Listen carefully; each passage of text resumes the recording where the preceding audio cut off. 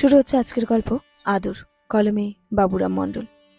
মা ঘুম থেকে ওঠার আগে বেরিয়ে এসেছি। বাবা বাড়ি নেই, ব্যবসার কাজে দিল্লি। ফোন রেখে এসেছি পড়ার টেবিলে।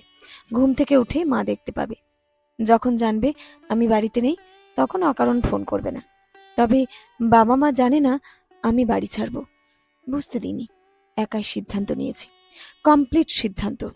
যেদিন ডিসিশন নিয়েছি সেদিন ভেতরে ভেতরে খুব আনন্দ হচ্ছিল। কোনো ইয়ং মেয়ে বাড়ি ছেড়ে অজানার উদ্দেশ্যে যাচ্ছে, অথচ তার আনন্দ হচ্ছে এমন দেখা যায় না। কিন্তু আমার হচ্ছে, ভীষণই আনন্দ হচ্ছে। প্রথমে ভেবেছিলাম ভয় পাবো, পথে বেরিয়ে দেখলাম না, ভয় পাইনি। ভয় হচ্ছে না। টাকা পয়সা সোনাদানা কিছুই নেইনি। আমার কাছে জমানো যা ছিল তাই এনেছি। ঠিক করেছি পয়সা ফুরিয়ে গেলে হোটেলে কাজ করব, তবু বাড়ি ফিরবো না। তবে আমার বিশ্বাস লোকটাকে খুঁজে পাবো, ঠিক খুঁজে পাবো। যদি আমায় ভালোবাসে তাহলে ওয়েট করবে, তার চোখ আমায় খুঁজবে। আমার নাম বনলতা। বনলতা সেন নয়, বনলতা বন্দ্যোপাধ্যায়, বাবার দেওয়া নাম। আমি যাব একটা ছোট্ট শহরে। শহর না বলে গ্রাম বলাও ভালো।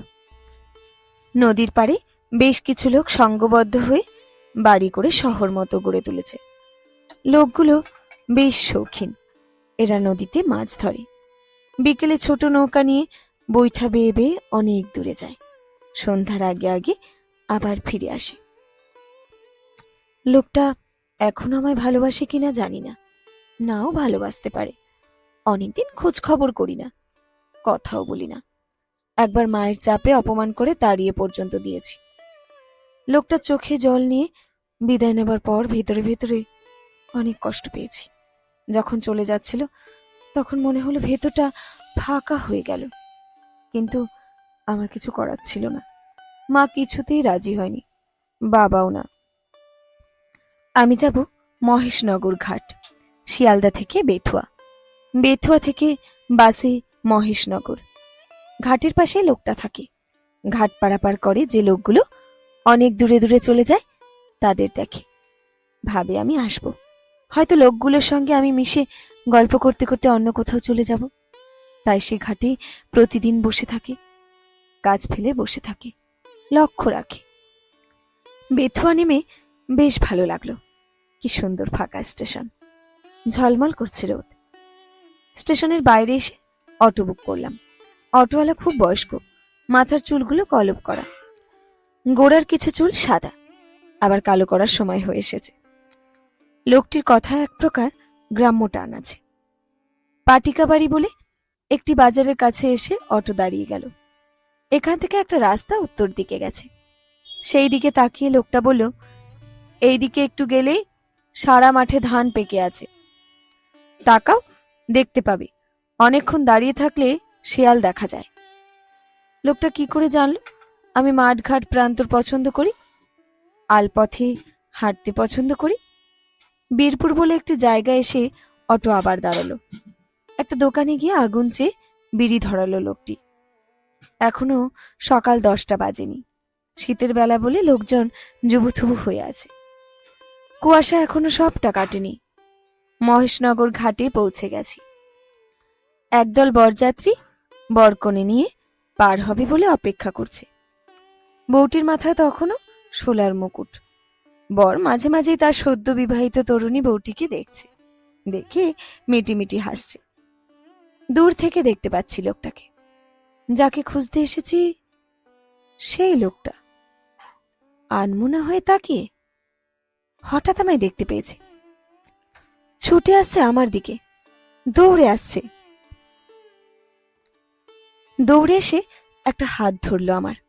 অবাক হয়ে বলল, জানতাম তুমি আসবে, সেজন্য প্রতিদিন ঘাটে দাঁড়িয়ে থাকি। আমার কাছে থাকবে তো, আর যাবে না তো ফিরে? আমার খুব আনন্দ হচ্ছে এখন। আমি জানতাম ঘাটে থাকবে, ওয়েট করে থাকবে, দীর্ঘদিন পরেও অপেক্ষা করে থাকবে। বললাম, থাকবো, আর ফিরবো না। বাবা মা নিতে এলেও ফিরবো না। ওদের সঙ্গে আর থাকতে চাই না। কেন থাকতে চাও না? ওরা কি তোমাকে খারাপ কথা বলতো? আমার জন্য তোমাকে বকাবকি করতো? তোমাকে না দেখে তোমার মা কষ্ট পাবে না? আমি বললাম, কষ্ট পাবে, কিন্তু খুব কষ্ট পাবে না। মা জানতো আমি আজ না হলে কাল তোমার কাছে আসবই। বাবাও জানতেন। তোমার বাবাটা বুঝি খুব ভালো, অনেক আদর করেন? ভালো, তবে খুব ভালো না। খুব ভালো নয় কেন? তোমাকে তো সব দিতেন, টাকা পয়সা, যখন যা চাইতে। তোমরা কত জায়গায় বেড়াতে গেছো, বিদেশে গেছো, তবুও ভালো নয়। তুমি খুব ভালো। বুঝলে কি করে আমি ভালো? আমাকে তো ঠিক মতো চিনোই না, জানোই না, আমার কাছে থাকোনি। মানুষ চিনতে আমার ভুল হয় না। যেদিন আমাদের বাড়ি গেছিলে, মা তোমায় বকাবকি করছিল, তখন তোমার চোখ দিয়ে জল পড়ছিল। আমি দূর থেকে দেখেছি। তুমি কাঁদছিলে। ভালো না বাসলে কাঁদে কেউ, বলো? আমার চোখে জল দেখে তোমার বুঝি খুব কষ্ট হচ্ছিল? খুব কষ্ট হচ্ছিল। মা যখন তোমাকে বলছিল, বলেছি না আর কোনোদিন এখানে আসবে না, এত অপমান করেছি তারপরেও এসেছো? বেহায়া কোথাকার, বেরিয়ে যাও বাড়ি থেকে। কত শখ মেয়ে দেখতে এসেছে, তবু তুমি বাড়ি থেকে বেরোলে না। বাড়ি বাড়ি কি যেন দেখার চেষ্টা করলে। আমি জানি তুমি আমাকে দেখতেই গিয়েছিলে। যখন আমি তোমার সামনে এলাম, তখন তুমি চোখে জল নিয়েও হেসে ফেললে। ধীরে ধীরে অপমান নিয়ে ফিরে এলে। ভালো না বাসলে কেউ চোখে জল নিয়ে হাসে নাকি বলো? জানো, ওই বাবা আমায় টাকা পয়সা সব দেয়, কিন্তু আদর দিতে পারে না। গভীর স্নেহ নিজের সন্তান না হলে আসে না গো। এই যে আমি তোমার হাত ধরে আছি, মনে হচ্ছে ঈশ্বর আমায় ধরে আছেন। তোমার ওই বাবার থেকে কি আমি খুব ভালো? না, তুমিও ভালো নও। মা তোমাকে ফেলে আমাকে নিয়ে যখন চলে যায়, তখন তুমি আমায় রেখে দাওনি কেন? সত্যি তুমি ভালো নও। আমাকে বুঝি তোমার পছন্দ নয়? বাবা আমার কথায় খুব কষ্ট পেল। আমার ঠোঁটে আঙুল চাপা দিয়ে কেঁদে ফেলল। আমি বাবাকে জড়িয়ে ধরে বললাম, আমি জানি বাবা, তুমি আমায় খুব ভালোবাসো। আমার বাবা আমায় সবচেয়ে বেশি ভালোবাসে।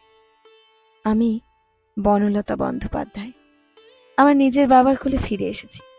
না, মা আর ফেরেননি।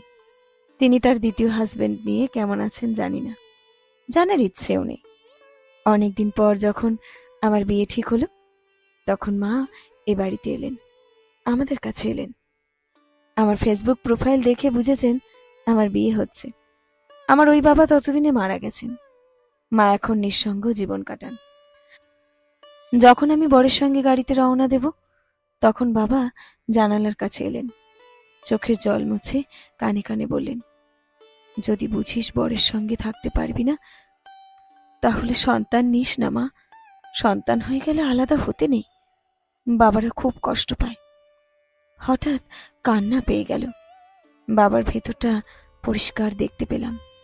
সারা জীবন মানুষটা শুধু কষ্টই পেয়ে গেল। শেষ হলো আজকে ছোট্ট গল্প আদর, কলমে বাবুরাম মণ্ডল।